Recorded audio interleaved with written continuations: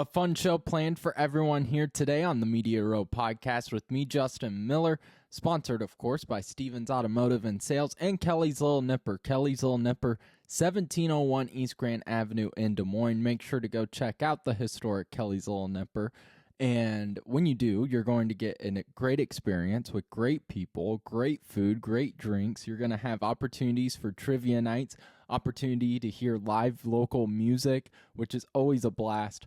And again, it's just been awesome to see since we've joined with Kelly's Little Nipper how they've helped us. And then on Twitter, I'm seeing people post pictures and send it to Media Row of the dinners that they're having at Kelly's Little Nipper. So keep those photos coming because it's awesome. And honestly, it makes me hungry every time I see it. So really go out there and check out Kelly's Little Nipper, 1701 East Grand Avenue in Des Moines. When you go to Kelly's Little Nipper, make sure to let them know that Media Row sent you. A really fun show, though. Like we said, Tommy Birch of the Des Moines Register is going to be joining us here shortly. We're going to talk about everything Cubs, Iowa Cubs, Chicago Cubs, baseball, trade deadlines, everything. And Tommy's the guy to talk to, but one of the biggest stories that we're going to hit on first is Cubs getting one of their main starting pitchers back. He played with the Iowa Cubs one game in Nashville. I know selfishly I was kind of hoping he would stick around for just a little bit to be able to go see him in Des Moines. But honestly, full scale, unselfish Cubs fan in me, it's awesome to see him getting healthy. And that is Shota Imanaga. He will be the pitcher that we will be really discussing early on because of his ability to get back onto the field now. So we'll have that. We'll talk, of course, baseball trade deadline, all that good stuff here coming up on the show, and couldn't be happier to welcome now back to the Media Row podcast. I think he's our first returning guest on the show, but it is the one and only Tommy Birch from the Des Moines Register. First off, thank you again so much for working around scheduling and all that. It always means a lot that you're willing to do that for me. I appreciate you working around my schedule.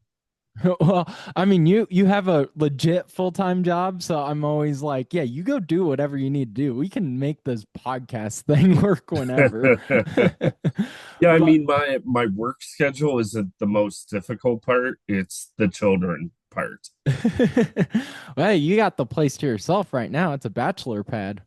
Yeah, I mean, they're the wife and Bodie are at the science center right now, and Bennett's at daycare. So I am this is as quiet as the house has ever been. Ever. Ever. Ever. But I was thinking about what would be the best way to start off this interview. And I think, I interviewed you when I was a student writer with DMAC, and I've always looked up to the way you're not afraid to ask the tough questions. So I'm going to ask a really tough question to start. And Yeah. that is, I was watching the Star Wars movies the other day. And what do I do, Tommy? Because I know you're a Star Wars nerd like I am. What do I do when I have kids? How do I show them the movies? Do I go the original 3, or do I go now the 1 through 9? Or I mean, I think that's the toughest question you're going to have today. Yeah, I mean that is a tough one. That's a serious one that needs to be debated for a long time. But I think you gotta go in the order that they were released, because then you kind of have the backstory too of under, if you're watching in order, like 1, 2, 3, 4, 5, 6, 7, 8, 9, you don't understand some of the subtle references. You're kind of like, why are they making a big deal about R2D2 and C3PO? Why are these guys being built up as possible big characters? And you don't fully appreciate the time that Anakin and Obi-Wan meet for the first time. Yeah. So I think those little subtle things help. But also then when you are watching the original 3, you also know okay, when Obi-Wan Kenobi is battling Darth Maul, you just know he's not gonna die. You know he's gonna win that battle. So I mean, in the end, Darth Maul did not die, but teach their own. Yeah, it was funny because I got on a Star Wars kick, and Megan isn't big into Star Wars or anything like that. But I was It's watching okay that. to find somebody new. Well, so she's slowly getting into it because she was like, we should find a video game that we both can play. Like that'd be fun, for rainy days like today. And so the Lego Star Wars game, I found Yeah, that for pretty cheap on the PlayStation. So I've been, getting her into Star Wars through Lego Star Wars video games. So we're that's pretty getting cool. there. But As long as she does not like Jar Jar Binks, no, that's fine. hates Jar Jar, and that's a Yeah, good sign. But that's a really good sign. She's a keeper then. I take back what I said. but I didn't bring you on just to talk about Star Wars, but We can. we could. I mean, I think we had a text chain there for a while going about like the Mandalorian and Andor, but enough nerding out about that. I want to get to with the Iowa Cubs, Chicago Cubs, baseball in general today. Biggest news for Cubs fans like me is Shota Imanaga will be pitching starting next Thursday against the Cardinals. What did you see from him in Nashville, just with the Iowa Cubs, that gives you confidence that he is ready? His command looked great. He was attacking the strike zone. The Nashville hitters were producing some really good at bats too, fouling off pitches, working counts, and really making him work for it. So like he went out there and had to earn it. And I think, look, usually when you have that much time off and you've been away for so long, regardless of what the injury is, like that is going to be the number one thing. Can you command the strike zone? And the fact that he was able to do that was a really good sign. Now, he did have some time where he threw in Arizona. He had gotten at least one outing with the Arizona club out there, too. So, but the fact that he was able to come right in and throw strikes was a real promising sign. And the biggest reason why the Cubs were like, okay, we only need one outing from him and I. He's good to go now. Yeah, and his like fastball was still around the same, velocity wise. Yeah, I think it was around that 88 miles per hour, which isn't crazy fast, but that hasn't been what he's known for. Like you said, it's kind of his command.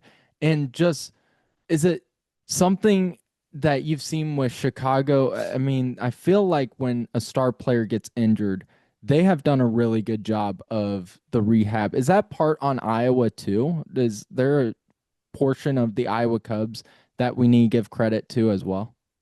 yeah. I mean, one, you got to manage the player pretty well, give him that bats or the innings or the opportunities, or put him in this situation where they're going to thrive in situations that they're going to see at the big league level as well. And I think the most important thing is when it comes to a guy like Shota, it's like, okay, getting into that rhythm of pitching again, starting a game, having a couple trips through lineup, building up that pitch count, and experiencing things that you're going to experience when you go back up are pretty important. So, it's not always an easy situation when you're having to tinker with the rotation, throw a guy in there that hasn't been there, and then you're having somebody piggyback off that start because look, and then the most important thing is for that guy to get his work in and reach his pitch count, inning count, whatever it may be, and then you go from there. So um I think when it comes to, a minor league club usually dealing with the rehab assignment, you just gotta be flexible with your lineup, your game plan, and your rotation or your bullpen. If it's a guy coming out of the bullpen, you want to make sure you give them the right situation that they're going to come into, whether that's a clean inning, what they call a dirty inning, where there are guys on base, it's the middle of an inning, stuff like that. You want to give them various situations to kind of work through. So, yeah, I mean, the flexibility is probably the most important thing, too. And then he's not the only arm coming up to Chicago because you have Michael Fulmer who got called up as well from Iowa. Just what have you seen from him maybe for Cubs fans that haven't been able to watch as many Iowa Cubs games as they want? Yeah, I mean the most important thing, I feel like I'm always saying most important thing, but there are just so many different dynamics when it comes to this stuff. But when it comes to a guy like Fulmer, he was a guy that underwent Tommy John surgery a couple of years ago, just kind of working his way back through that and getting comfortable to where he felt like he was maybe not returning to the form of the pitcher he was before because he has gotten older. Time has passed. He's gotten more experience. He's kind of learned more about his pitch arsenal and stuff like that. But being healthy is a big thing for him. And I think one of the great things about what Fulmer did here in Iowa was, he was asked to do a lot of different things because, look, he was not a priority type guy. He was not a pitching prospect. He's a veteran that's been around the big leagues for a long, long time. Um, had just gotten released by the Red Sox and signed a minor league contract with the Cubs. So, when you walk into that situation, you're going to be asked to do a lot of things that aren't always in the best interest of your career. And that might mean spot starting. That might mean, coming into a game to piggyback off a guy like Shota, or that means like, man, if you're in a 10-0 game, you're going to have to eat one. You're going to have to wear it for a little bit. But I think the great thing about what Fulmer did, outside of really just one outing, I think, with Iowa, like, man, when that guy was on the hill, whether it was spot starting, coming in late in the game, the middle of the game, whatever, he pitched really, really well and worked his way back onto the radar. That's not an easy thing to do when you're a guy that's been up, you've done it, and then you get sent back down. When you're kind of in that limbo spot of not being a prospect and not being a guy, like you have to work your way back onto the radar, and that's not easy to do. And then too, like you're talking about, he can be a starter. He can play in the middle of a game. He can close out a game. How crucial is that for Chicago, a team that when we had you on in April, we were really talking a lot about the bullpen issues. Just to have a guy that is kind of that Swiss Army knife can really be placed anywhere on the hill. Yeah, I mean, I think we'll see him entirely in the bullpen. I don't think he's too stretched out to really spot start up there, but who knows? It's a situation where if they end up having a bullpen day, he could do that. But I think the flexibility of being a guy that can, pitch in the fourth, fifth, sixth, seventh, whatever part of the game, whether it's a one-run game, a dominating game by the other team or by your team or whatever, you want to have that bullpen flexibility of a guy that really doesn't have a niche role. He's not defined by he's got to pitch in the eighth, he's got to pitch in the ninth, he's got to pitch with the one-run lead, something like that. He could just be a guy that eats innings, and that's really important, especially this time of year where you're dealing with injuries. You're constantly dealing with the battles of moving guys up and down in the bullpens and constant influx. You got to have a guy that can do so many different things, and maybe he could be that guy for them. And you get a lot of, you get to go behind the scenes with the Iowa Cubs. And with Fulmer, he was a 2016 American League Rookie of the Year at one point, and he had that injury. And so you now see him get put in that role of maybe he will be overlooked. He's got to fight back. For him to fight back, what did you see from him behind the scenes that just kind of impressed you for him being a veteran in that situation? Was he a mentor to the younger players? Was that a huge part of his role as well in Iowa? Just what impressed you about him? It's kind of funny. I remember like the time I asked to talk to him, he had told Jason, the broadcaster, like, wow, we've got a beat reporter here. So so he was like really confused by being back in the minor leagues from that aspect. But I think the biggest thing when it comes to Fulmer and what he was able to contribute was the willingness to take the ball at any point. And when you're that guy that's bouncing between the bullpen, being the swing guy that like, hey, somebody's getting called up or somebody got hurt or something happened with the starting pitcher that day or the day before, and you're being asked to spot start, like, one, it really is it's a tough situation to be thrown into, not just mentally but physically. But then the idea that like, okay, they're, I don't want to say they don't care, but it's showing that like, okay, you're not high on the priority list too, because like, when it comes to pitching prospects, they are going to coddle them, they're going to protect them.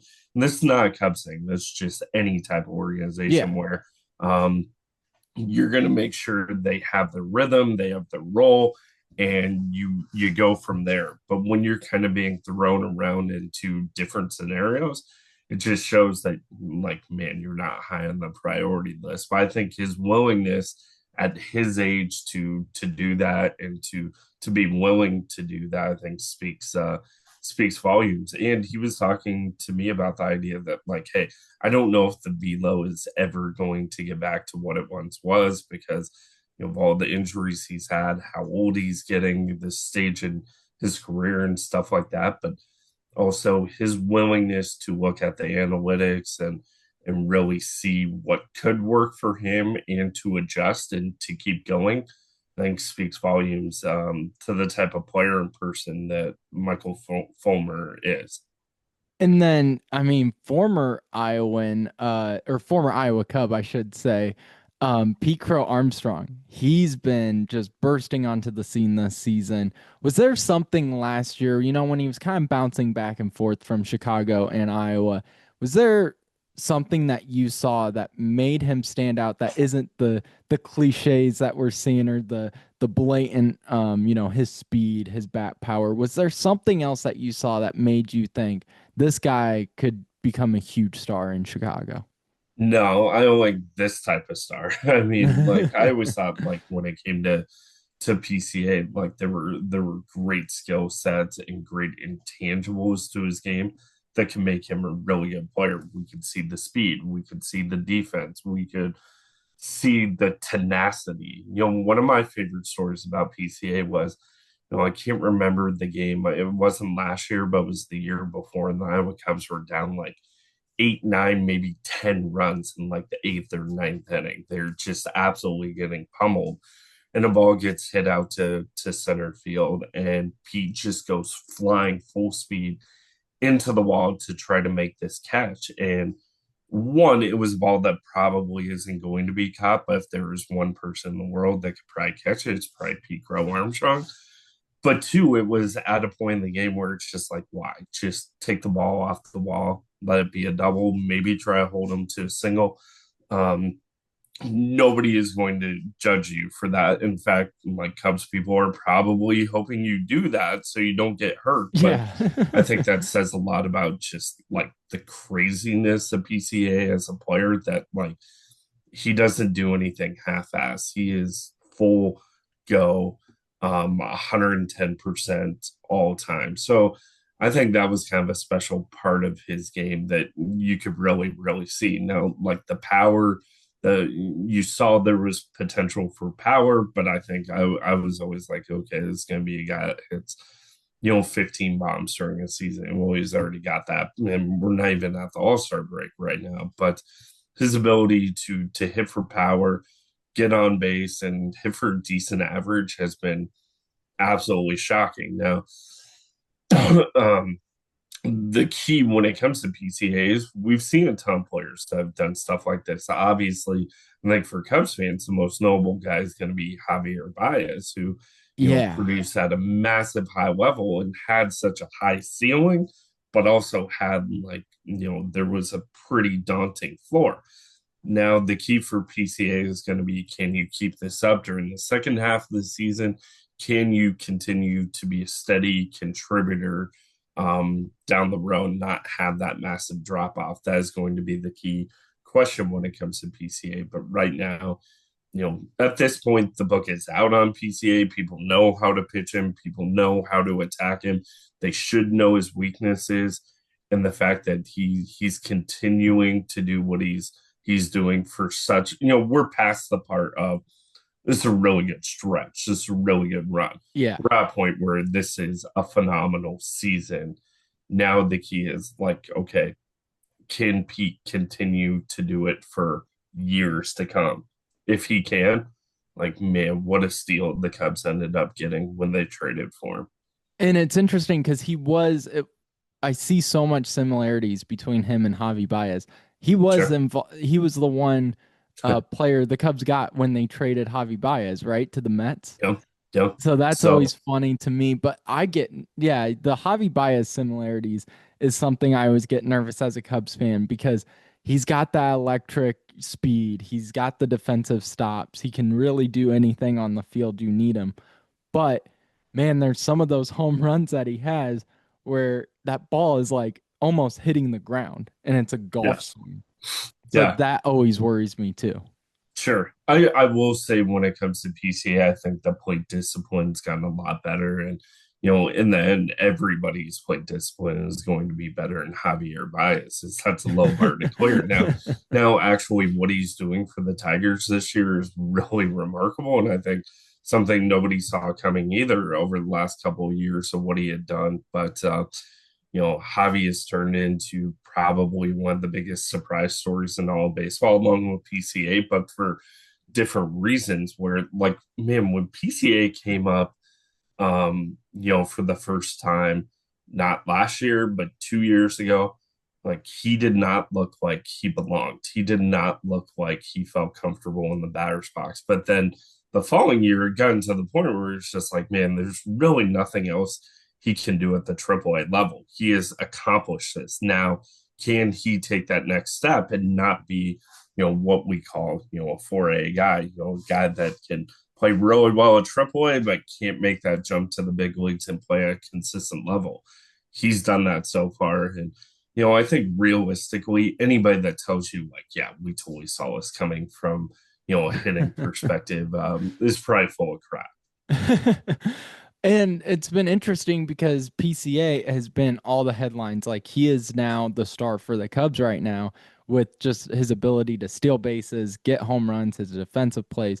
But there's another player right kind of with him this season that is in a way getting overlooked, and that's Suzuki, in my opinion. And just we're seeing something from Suzuki in terms of he's not getting injured as much. He seems healthier this season and he just seems like he is playing at his own speed. He's not letting the game Sure. dictate, kind of his swings or anything like that. And just what have you seen from, say, a Suzuki from your perspective?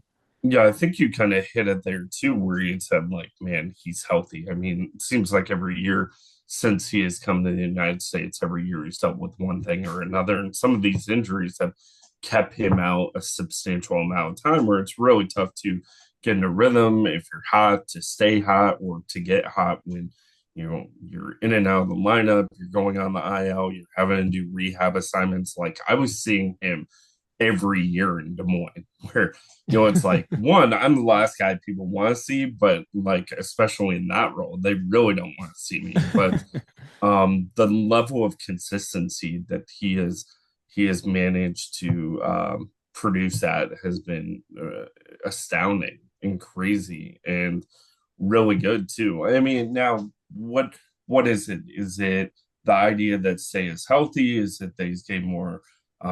He's made some really good adjustments and starting to feel more at home being in Chicago, being in a Cubs uniform. Is it having Kyle Tucker in the lineup? It's probably a combination of all those different things. But I think having Kyle Tucker, having a superstar, um, a guy that teams really like plan for and adjust for and really look at the lineup card and kind of mark that guy off for is probably a big component too. And the idea that now like PCA is becoming that guy too, where like there are certain guys when you go into the game, you're like, we're not gonna let him beat us, we're not gonna let him beat us.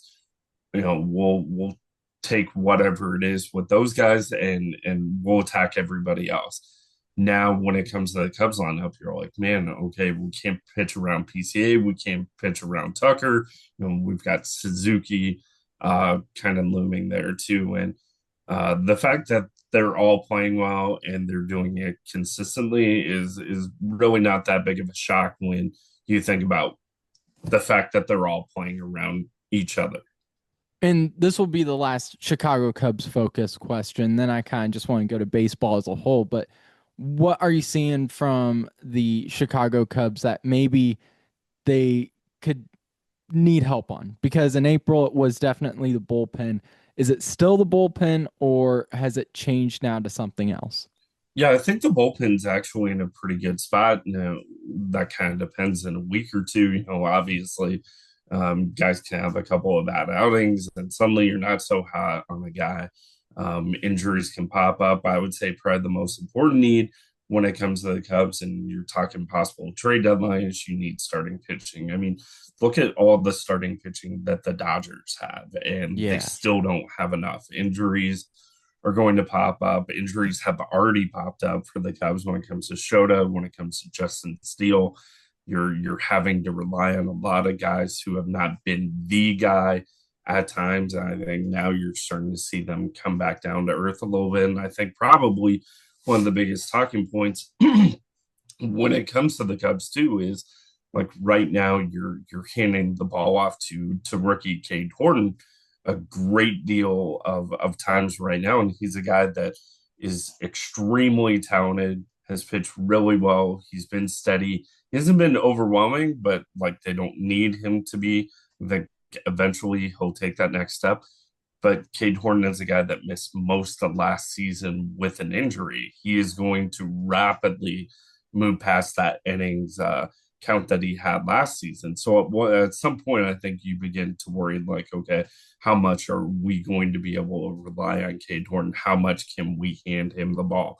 That's on top of not having Justin Steele, and that's on top of trying to forecast what other injuries you may have or what other inconsistent play that may pop up that we're starting to see with Ben Brown, with Colin Ray, and some other guys. So I think starting pitching is going to be the priority for the Cubs, as it's going to be, for a ton of teams around Major League For the Baseball. league. Probably, yeah, and I would say one of the biggest problems when it comes to teams needing starting pitching is there is not like that much great starting pitching that is available for teams to go out.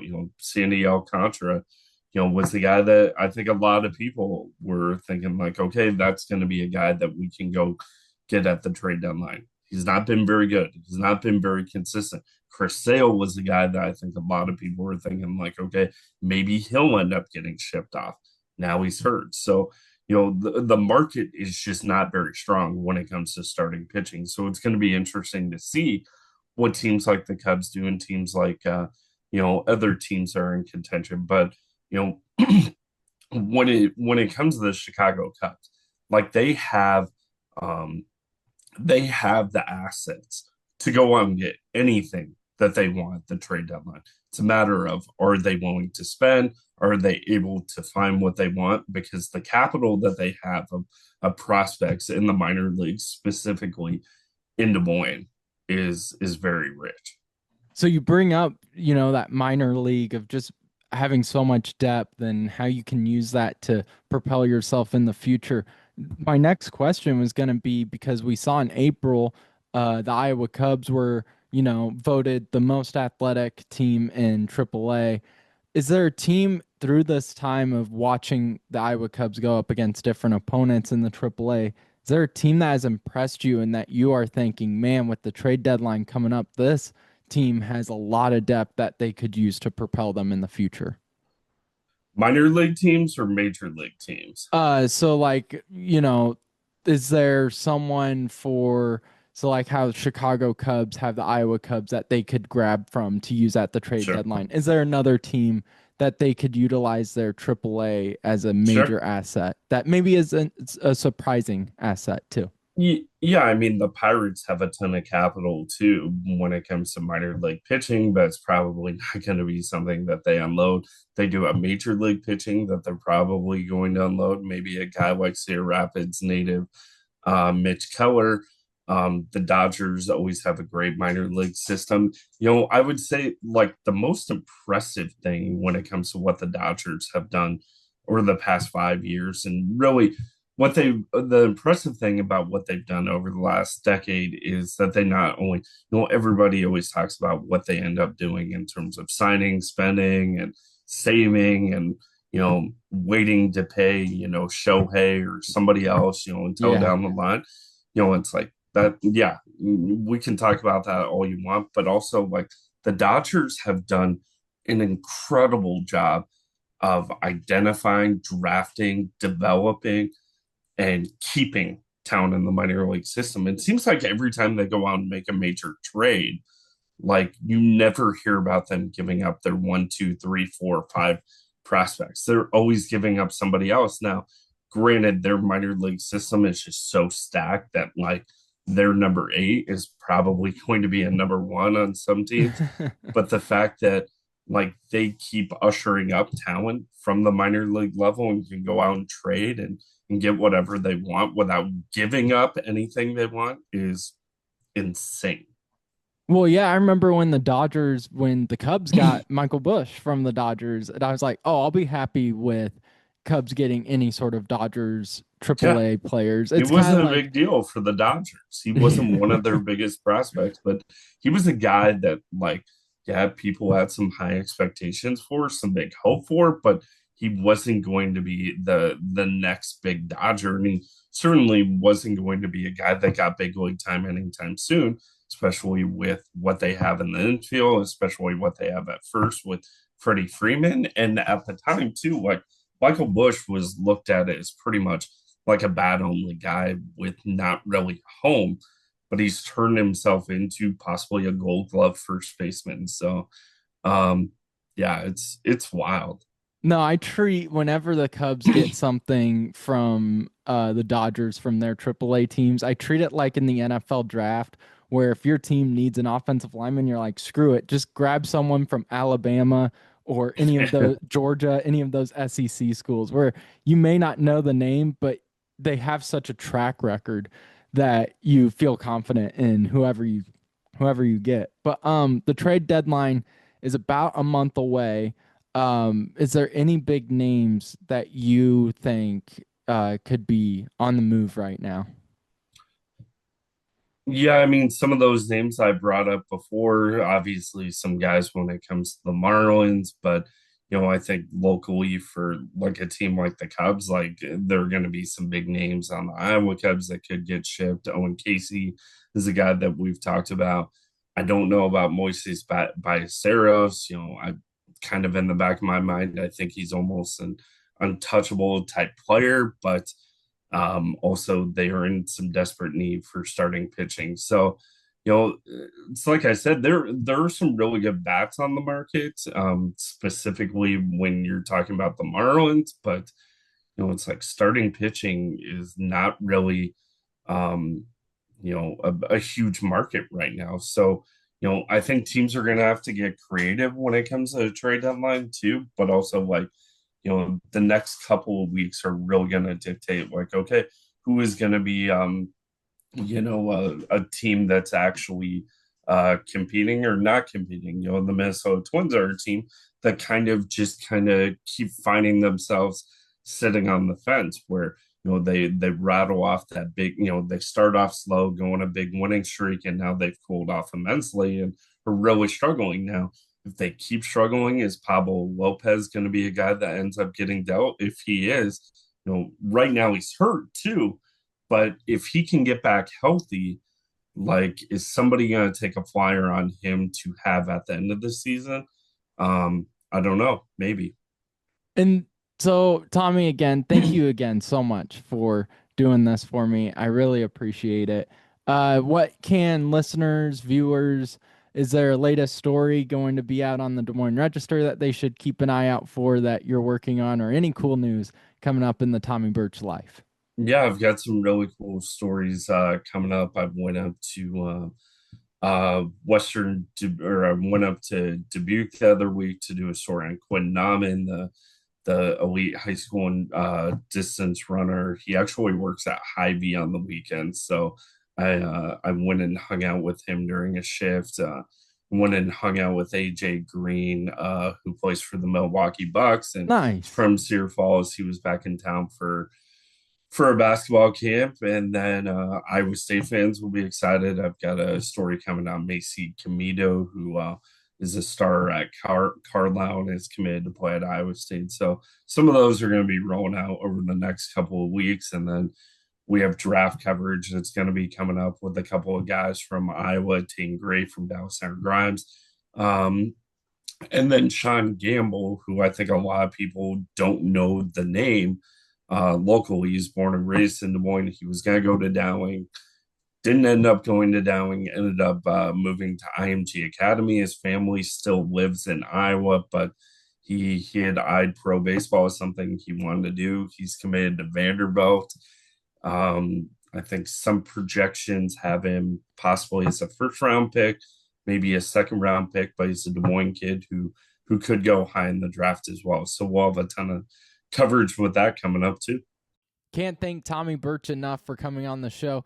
Had some scheduling that we had to work around, but man, Tommy's always willing to do that, and it means the world. He's one of the first mentors and best mentors I've had in this career, and he was a guy I interviewed when I was just a student writer at DMAC, and so he's always been there in my corner, and it means so much to me. So we will always be willing to have Tommy Birch on as long as he's willing to come on.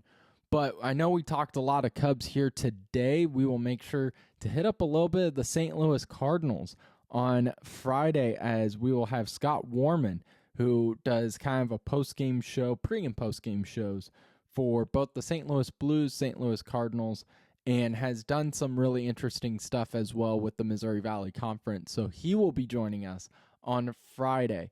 But before we wrap up today's show, need to give a shout out to Stevens Automotive and Sales, 5320 Northwest Beaver Drive in Johnston, Iowa. 35 years of family owned and operated here in the state. Those are the people you're going to be dealing with. Loyal, true, and just wonderful hard workers. They communicate so effectively. You always know what's going on with your car. You always know what to expect with Stevens Automotive. And then the biggest one, no BS over there in Johnston at 5320 Northwest Beaver Drive. Go check out Stevens Automotive for yourself. Get yourself an oil change. Maybe get yourself a new car. Anything that you need with a vehicle, go to Stevens first. And when you do, make sure to let them know that Media Row sent you. Another fun show in the books now. We will wrap it up. Have a great Wednesday. And we will see you, of course, on Friday to get you ready for the weekend with Scott Warman of the St. Louis Cardinals on the Media Row podcast coming up this week.